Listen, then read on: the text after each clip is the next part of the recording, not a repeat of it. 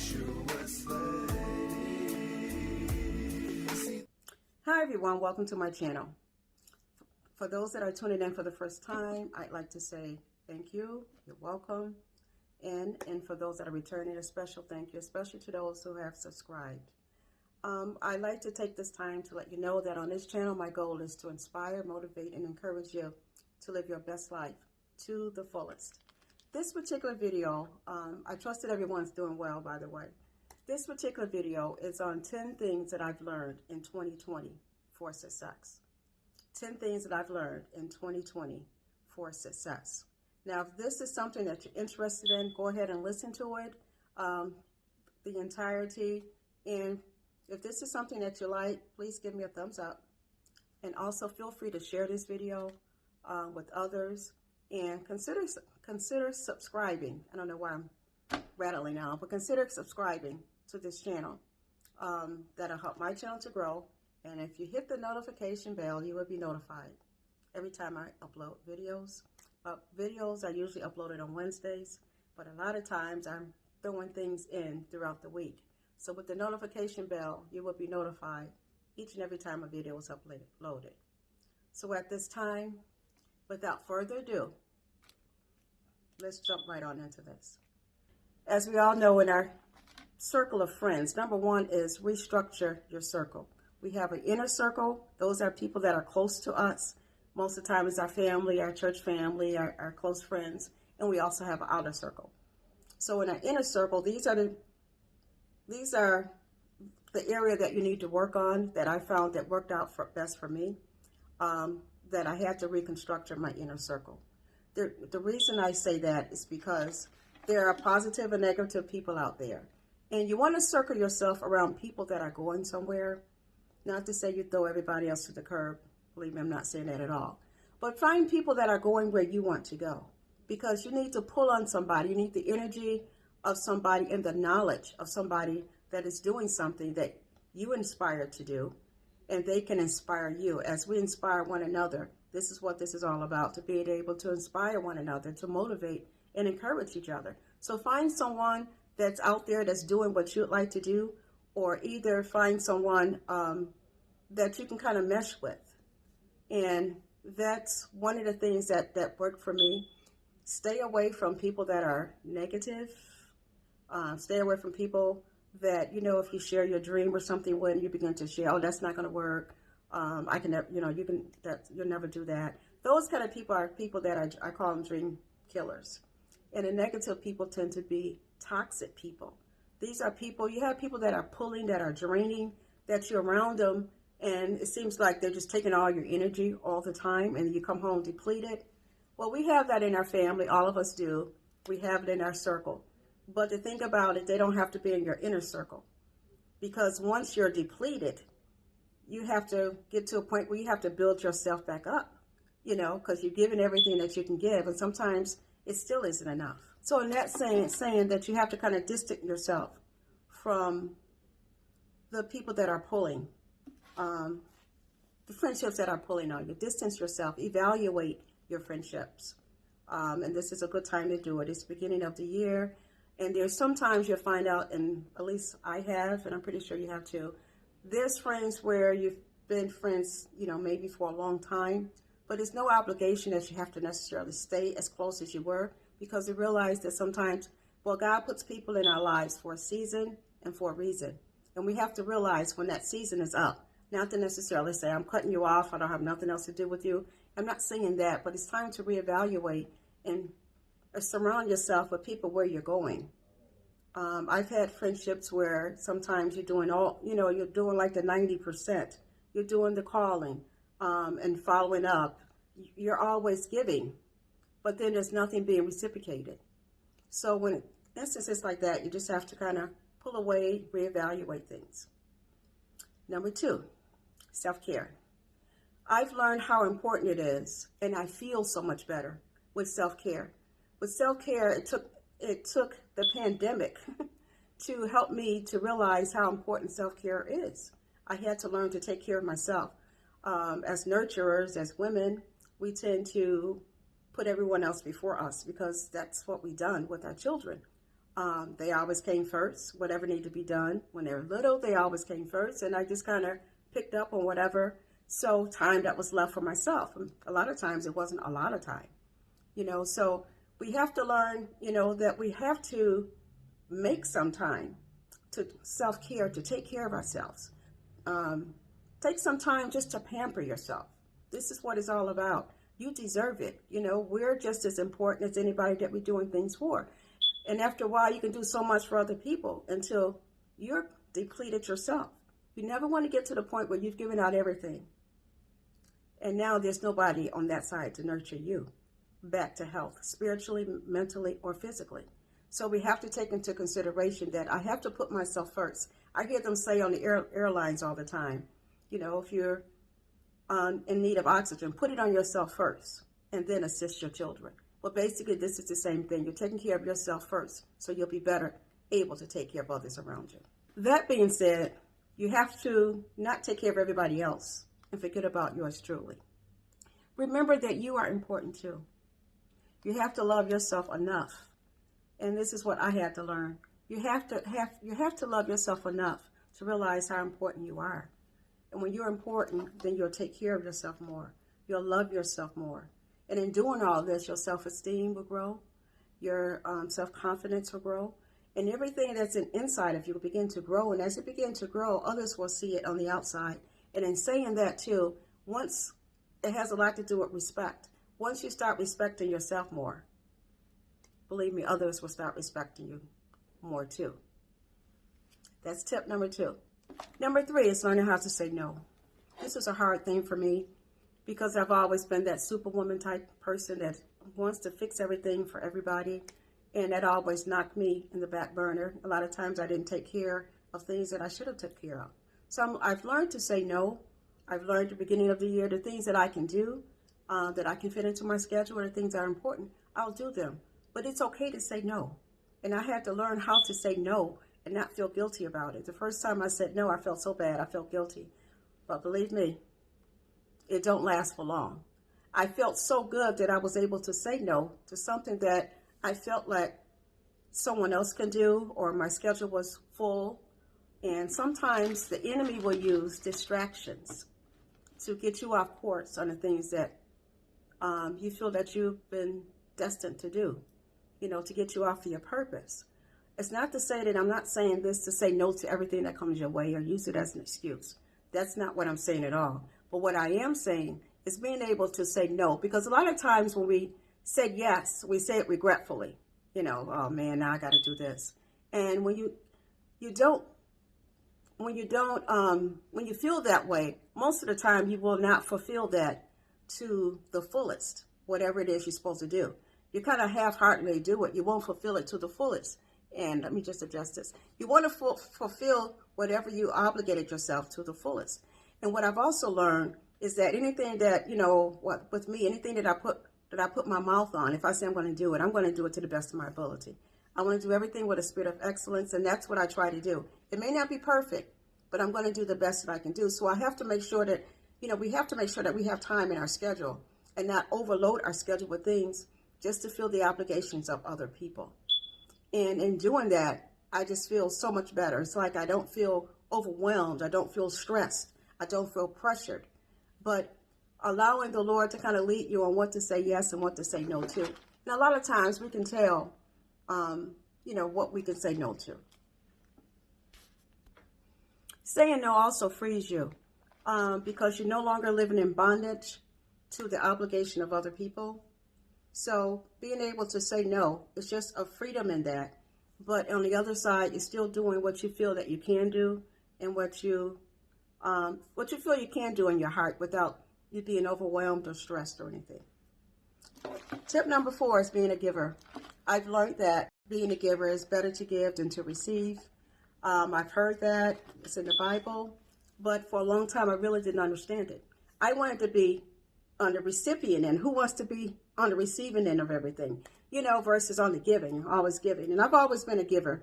A lot of times when I, was giving of my time, giving of any type of handmade or homemade goods, because I've always been good at that.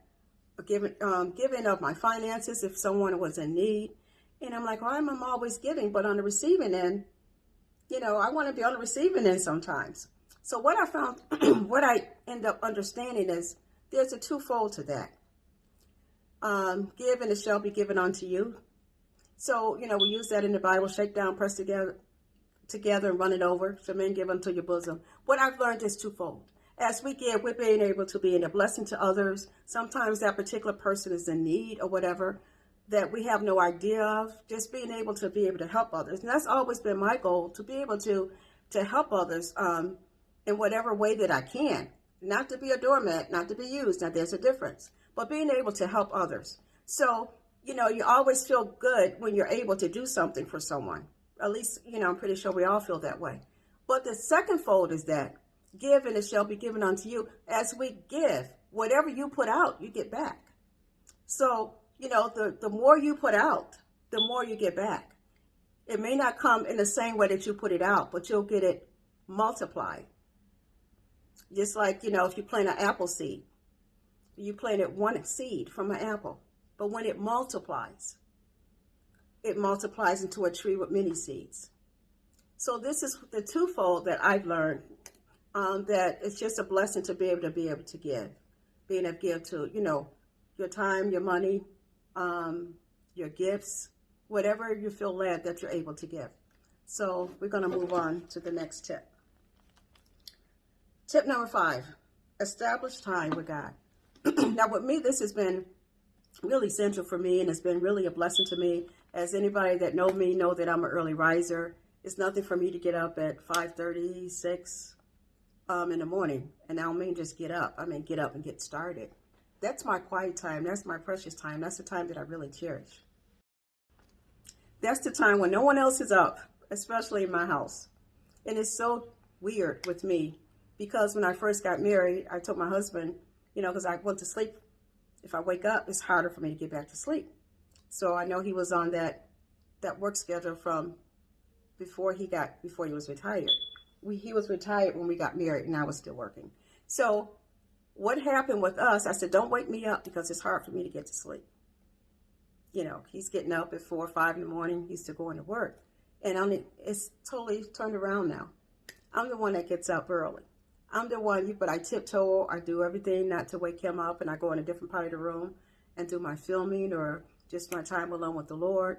I'm the one that gets up, and I know that there's a call on me for this time. This is a season for me to get up early. Anyway, that's my precious time. That's the time that I can plan my day. That's the time that I just pray and ask God to, I get up early and, I have my coffee or my tea.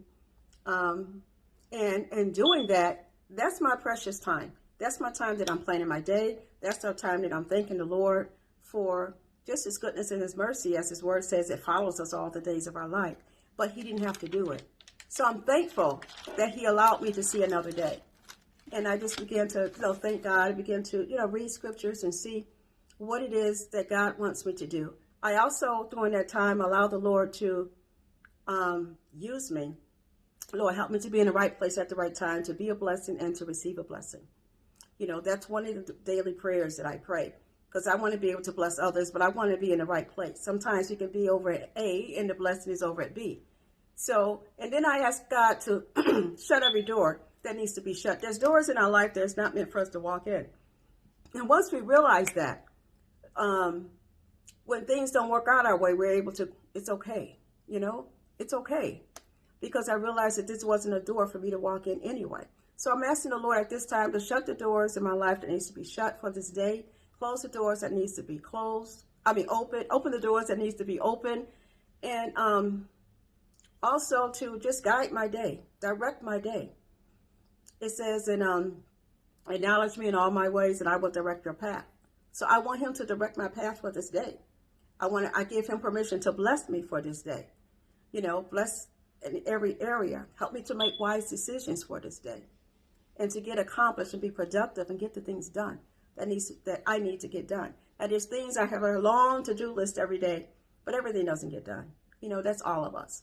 I get done prioritize what needs to be done, but this is my alone time with him. This is the time that I'm not pulled from no distractions. The phone isn't ringing. I'm I'm not trying to throw loads of clothes in between this. I'm not doing DIYs. I'm not cleaning or redoing furniture or whatever. That's my quiet time. And I appreciate that time. So establishing time with God, that's important. Okay, number 6, live in the present. Enjoy today for what it is, because we know tomorrow's not promised for us, not promised to us. We don't know when it's time for us to go. But I've learned to just live in the present. Enjoy today for what it is. Enjoy it to the fullest. And that's one of my quotes that my goal is to live your best life to the fullest. Actually, I forgot to say that earlier, didn't I? But living your best life to the fullest.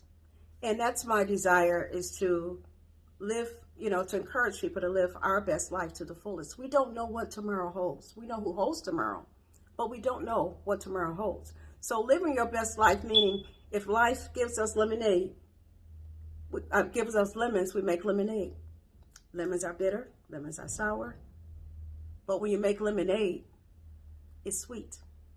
It's more tolerable to the palate. It's more desirable. So when things don't work out the way we want them to be, it's okay. Make the best out of what we have for today. I may not be able to go outside because of the snow, or during this pandemic, it should have taught us, I'm pretty sure, all of us, and when we all had to be housebound pretty much, when everything was uncertain, we didn't know what to do. This is the time to live in the present. Enjoy today for what it is. We can't live, in our past, wishing that, back then everything was good. I had this, I had that. We can't live in our past. We have to move forward and live in the present. Live for what we are now. Enjoy the moment. And what I've also learned, that once today is gone, if we didn't use our time wisely, if we wasted a day that we cannot get back, that's a whole day wasted that we're not able to get back. So make the best of every day. Make the best of your time. Make the best of your hours. Make the best of your finances. Make the best of, everything that you can do. Enjoy today. Live in the present. And also I learned, I got a few notes. Don't put off for tomorrow what you can do today. A lot of times my husband, we'll do it tomorrow. But if I have the energy in my mind is set for it, no, I'm going to get this out the way today. Because if I don't do it today, it'll make my day long tomorrow, or either, I don't know what may happen. I like to leave space sometimes in my day. Sometimes it's not always like that. Sometimes my day is jam-packed. And then other times I leave that leeway. So if something happens, life happens, be able to fit things in. And I won't be pushed or stressed. And that's a place that I determined not to be this year. Number 7, almost there. Follow your dreams. What is it that you're most passionate for? What is it that you enjoy doing? Usually the things that you really enjoy doing is usually your passion. In other words, what would you do if you was not getting paid for it? If you was not getting paid for it, would you still do what you enjoy doing? Would you still want to do that? And that's usually your passion. Do your research on it and find out as much about it as you can to be the best that you can be at it. As you're doing the research, find out what is it that you need to do. What is it that I need to do to accomplish this passion, to make it, the best that I can make it? What is it that I need to do for that? And do your research and find out, when I started my Etsy store, I began to do a lot of research on that to find out, like I said, it was more, not challenging, but was more involved, that's the word, than I thought it would be. Just trying to get all the details and listing and everything like that. But I went that far and I wasn't going to stop, and we have to follow our dreams and realize that when you follow your dreams, that things are not going to always work out okay, but we can't give up. We have to persevere. We have to push. We have to be determined. I was determined. It's going to get done. It's going to get done. And that's one thing I found out. Things are going to come our way that's going to distract us, that's going to try to detour us, and it's okay. But just stay focused. When you are really focused on that dream and you followed the steps and, prayed and asked, the Lord into your dreams, if it's meant for you to do that, you're going to succeed in that. The word says to be not weary So when we get overwhelmed and wearied and this ain't gonna work, and watch what you speak over yourselves, speak only positive affirmations and stuff like that. Know that the dream was put in here. Many times it's because of our experiences, because of the way we're brought up. If you're brought up around teachers, then a lot of times that's, if you're around people, parents were nurses, a lot of times you end up in the medical field, but the things that you've learned, the things that you have a passion for, follow that dream. One thing you don't want is a lot of shoulda, coulda, wouldas when you're not able to physically move around or be as mobile as we are now. Try to do as much as you can while you can, because we don't know, where we're going to be 10 years from now, 20 years from now. When you're seniors and sitting on the porch in the rocking chair and rocking, will we be at that point where we be regretting, or live life with regrets? And the only person we can blame is ourselves. We are our own worst enemy. We are the one that judges ourselves harder than anyone else. We are the one that stops us from doing the things that we desire to do, because we allow everything to creep in and we just give in and succumb to it. So follow your dreams. Pursue that dream that you feel in your heart that you need to pursue. And also, this cliche, I guess it's a cliche, when they say, if you want to see something different, you got to do something different. How many times have we done the same thing year after year, year after year, but we expect different results? How are we going to get different results if we're not changing things? You're going to get the same results that we always get if you're if you're doing the same thing. So we have to do different things. We have to do things a little different if we want to see different results. Number 8, learn from your past. So your past, what do you mean by learning from your past? Your past is your past disappointments, your past experiences, your past failures even. Learn from them. As we learn from our past, a lot of times that in the natural, we look at it, well, I failed at this, there's no sense in trying this no more because that didn't work. No, maybe the approach didn't work. It doesn't necessarily mean that it won't work. So what I've learned through all this, and I thought about Abraham Lincoln, I don't even remember how many times he had failed at something before he, So our failures, I look at it as if it's pushing us further. Okay. Don't understand that. Let me explain that. When you fail at something, it's the approach that you use. Okay, that didn't work. But what it did was eliminate, okay, this doesn't work. Now I can try something different. It's the failures that propel us to go even further, because now we know what works and what doesn't work. But if we didn't fail in it, we wouldn't know. So, it's just a process of elimination. That's how I look at it. This didn't work. Okay, so now I'm going to try it this way. It's the approach that we use. And I look at it that way, and it just keeps me focused. So with your failures, we have to learn from our past, even though we live in the present, but we have to learn from our past. It's these experiences in your life that will propel you to stretch yourself, to push yourself to go further. These always are a lesson that we have to learn from our life experiences. And many times, and this is true of myself, when things come or something happens, I say, Lord, what is it you want me to learn from this? What is it that I need to learn from this? I know that God is a purpose for God. I realize that He doesn't allow things to happen unless there's a purpose for it. And sometimes it's a learning process. Most of the time, it's a learning process for me. What is it you want me to learn from this experience, Lord? Sometimes it's just as easy as the Lord closing the door that wasn't meant for me to walk in. So is that alone time? They all kind of intertwine. It's that alone time with the Lord that allows you to establish that relationship, that when He speaks to you, you kind of know, okay, if this is a door, God, that you closed it for my betterment. You closed it because you knew the end and it wasn't the direction that I need to go. So that's so important. We have to learn from your past. Number 9, do it afraid. Do it afraid. Fear tends to immobilize. Fear is a spirit. It tends to immobilize all of us. We are afraid. We don't know what to do. So what do? Well, we don't do anything. We sat back and said, well, no, I'm scared. I'm not going to do it. I'm scared to learn how to drive. I'm just using this as an illustration. I'm afraid to, I don't know, pursue this dream. I don't know what I'm doing. I don't know how to do it.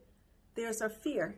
And what fear does, fear, it immobilizes us. There's a scripture, I just wrote down 1 Timothy 1:7, that God has not given us a spirit of fear, but a power, love, and a sound mind. So he has not given us that spirit. So because he hasn't given it to us, where does it come? Where does it come from? So because he hasn't given us, what he said, he's given us power, love, and a sound mind. So when we have power and he's given us that to go forward. Anything that's unknown to us, anything that we haven't done before, fear is going to be there. I mean, we're human. We fear things. So do it afraid. Even though you may feel fearful, go ahead and do it anyway. Don't allow fear to stop you. Don't allow fear to immobilize you. And another scripture that goes on, it's 1 John 4:18. Fear is torment. It torments us. It keeps us bound up and bondaged up that we can't go forward and do the things that we desire to do. One of mine is swimming. Even though we have an indoor swimming pool. Mine is swimming. I had a terrifying thing when my oldest daughter was younger, trying to mommy-daughter swimming thing. So, I mean, we all have more than one, but that's one of my natural fears that I have. So, getting in the pool, I still get in it with my life jacket on, with my floaty on, and I stay close to the edge because I know if I slide over, now that's 10.5 feet. Well, 10 feet, yes. People say I'll still stay to the top, and I believe that. But I'm praying that the Lord will give me power over that fear. So these are natural fears. I fear of heights and stuff like that. But it's fear of pursuing things. We have to realize that fear is not of God. So because it's not of God, and we know that he's given us power, love, and a sound mind, he's given us the power to overcome that fear. But we can't overcome it on our own. It takes him to do that. So in going forward, we have to be able to do it afraid. Don't let it stop you from being the best that you can be. Don't let it stop you from living a healthy lifestyle. Well, I can't do this. I can't walk, but, half a block. Well, walk that half a block, and eventually you'll be able to walk more, So don't allow the fear to stop you. We can do everything because God has made us more than conquerors. He's made us winners. And because of that, when you realize who you are and how important our life is and the gifts and the talents that he's placed inside of us, that, if we don't tap into it, we'll never know the potential that's there. So do it afraid. Do it afraid. That's another thing that I've learned that's very important. Because I wouldn't have done a lot of things. I probably wouldn't have moved here, not knowing nobody here. I wouldn't have started my Etsy shop, definitely. Because you're dealing with people, you don't want negative stuff coming back, and you just want to make sure your products are right, that they don't melt while you're shipping and causing problems later. Just all the little things. I'm more particular about a lot of things because I tend to be a perfectionist. I try to be. I try to do the best that I can do. And then sometimes I overthink myself. And in doing that, I never would have started a YouTube channel, that's for sure. But that was a push from the Lord because I never wanted to be on camera. I shied away from it, didn't like being up front, none of that. So this is nothing but the Lord. And the more I did it, now I'm more comfortable with it. There's times I still, I get a little queasy with it. But regardless, I was determined. I knew I had to do it. So this is kind of like where I am. And if I had not pursued and allowed myself to stay afraid, it would have never happened. He wouldn't open that door for no one to actually do the editing and do everything for me because I would have been too afraid. So until we make that step, God is waiting for us to make that step. And then he'll open the door for the next step and the next step. Number 10, accept constructive criticism. Sometimes, we wear our feelings on our sleeves. We have to be able to be at a point that what people say will not affect us in a negative way. Sometimes it's meant to affect us. What if I get negative comments? That was one of the things that, and it's, I don't worry about any of that no more. What I'm learning to do is hear what people say. And when I hear what people say, evaluate it. Take out anything that can help me to learn from it. That will help to boost me, that will help to make me a better person. And then the rest of it, it's like in one ear and out the other type thing. And I've learned to do that and not allow it to immobilize or stop me or, keep me from going forward. Some criticism is good. Constructive criticism, when it's done in love. We can say anything to the people that are close to us as long as we say it in love. It's not necessarily what you say. It's more so how you say it and the tone that you're using and whatever. So if anything that I'm doing wrong, I would like people to share that with me. And I have a problem, I'm very straight up with with people now. If I see somebody that have one earring on or whatever, and I say, oh, I don't know if you got one earring. Oh, thank you so much. I didn't know. Or their tag sticking up and ladies, I'll fix their tag or something if I'm standing in line. So your tag was out. Oh, thanks. And so I have a problem when I see things that needs to be fixed, I guess, that's who I am. I let people know because I don't want people to feel embarrassed. But then when I'm out the house, one earring fell off and, I'm wearing my hair behind my ears and everybody's saying, and I'm like, well, nobody said nothing to me today, So it's just little things like that. But we have to learn how to accept constructive criticism. Sometimes it's not mean, if it's meant to harm you, turn it around and make it to benefit you. In other words, that lemon to lemonade type thing. So we have to learn the importance. I'm sorry, my phone is ringing. We have to learn the importance of now not allowing it. Use it for our good and not for our bad. It's okay for people to use constructive criticism. I would like people to, let me know if things are not right. But we have to do it in a loving way. And also, if it's not done in the right manner, take out what you need from it. Learn what you need from it. Correct. Change. And throw the rest away. It's not meant for us to try to please everybody. Everybody's not going to be happy regardless of what we do. And it's okay. I'm not trying to make people happy. All I'm trying to do is, do what God has called me to do and make the Lord happy. He said if we at peace with him, he'll make us at peace with all men. So long as I make him happy, and doing what I know is right, everything else is going to fall in place. I don't have to worry about it. So these are my 10 steps that I've learned in 2020 for success. And it has really been a blessing to propel me to be a different person starting in January of 2021 than I was in 2020. And these are things that I'm going to continue to work on. Because this year I am determined to be, and I'm pretty sure you guys are too, to be the best me. I don't want to be a duplicate of nobody else. I just want to be who I am, who God created me to be. And I know I'm the best person at doing that, at being who God has called me to be. And all of us are. So at this time, I hope that this video has been a blessing and encouragement to you and inspiration and motivating you to go ahead and change some things in life. It's okay to change things in life. We need to be doing this on a regular basis anyway. Get some self love books. So we're learning how to say no to things, how to move forward in this year, how to not allow fear to immobilize us.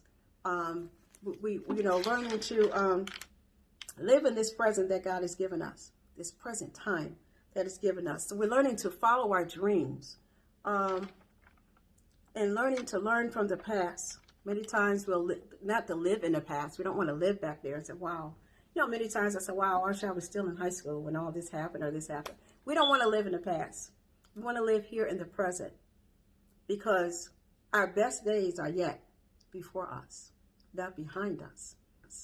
And if we live in the past, what we're saying is, back there I had a lot of fun. It was really nice. It's not going to ever be that way again. No, it's not going to be that way. But mine's going to be better. And ours is going to be better. And that's how we have to look at it, that our life is going to be better. Our ending is going to be better than our beginning. So I speak that over each and every one of your lives that are viewing this. And I just believe that as we pursue the things that we need to do, as we do what we need to do in the natural, God will do what he needs to do. God will do what he does in the spiritual. His word says that he will do exceeding and abundantly above everything that we can ask or think according to his power that worketh in us. So I'm not trying to be preachy, but these are the things that really has blessed me and helped me to be a different person this year and January than I was last year. So if this video has motivated you, encouraged you, or inspired you, go ahead and give me a thumbs up. I am trying to reach a goal this year, and I'm trying to, my goal is also to bring you better content, things that I, feel that things that I feel led, or things that I hear from you that you're interested in seeing or doing. And also consider sharing this video. Just press the share button, and also subscribing. Subscribing really helps me out as a new YouTuber. I'm trying to get my subscriptions up, and it helps my channel to grow and get bigger.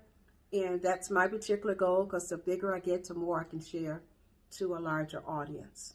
So I really would appreciate that. And at this time, you stay blessed, follow those dreams, and go ahead and move forward in this year of 2021. God bless. Have a great day. Bye-bye.